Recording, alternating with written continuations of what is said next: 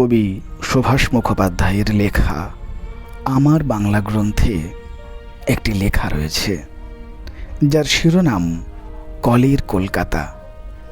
এই লেখায় স্বাধীনতা আন্দোলনের সময় কলকাতার উত্তাল পরিস্থিতির কিছু খণ্ডচিত্র আছে। এগুলো স্বয়ং কবি প্রত্যক্ষ করেছিলেন। সেখানে ইংরেজের বিরুদ্ধে হঠাৎ করে ক্ষেপে ওঠা প্রচুর সাধারণ মানুষের কথা আছে, যারা মরিয়া হয়ে উঠেছিল স্বাধীনতার জন্য। ৪২-এর আন্দোলনের সময় এমন অনেক দেশপ্রেমিক ছিলেন যাদের কোনো দেখনদারির লোভ ছিল না। নিজেদের প্রচারের জন্য আন্দোলন তারা করেননি, একান্তই নিজের অভ্যন্তরীণ প্রেরণায় আন্দোলনে সামিল হয়েছিলেন। ইতিহাস কিন্তু তাদের সবার কথা লিখে রাখেনি।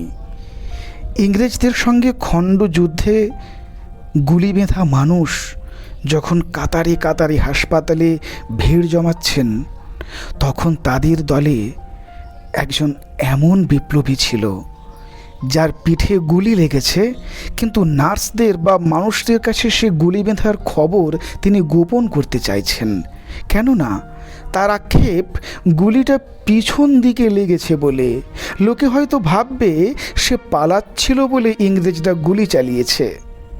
তার চেয়ে ভালো হতো যদি গুলিটা সরাসরি তার বুকে এসে লাগতো।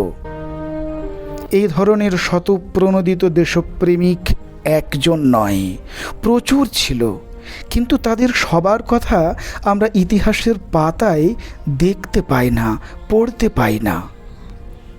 স্বাধীনতা দিবসে এমন অনেক অজানা বিপ্লবীদের জন্য শ্রদ্ধায় মাথা নত হয়ে আসে।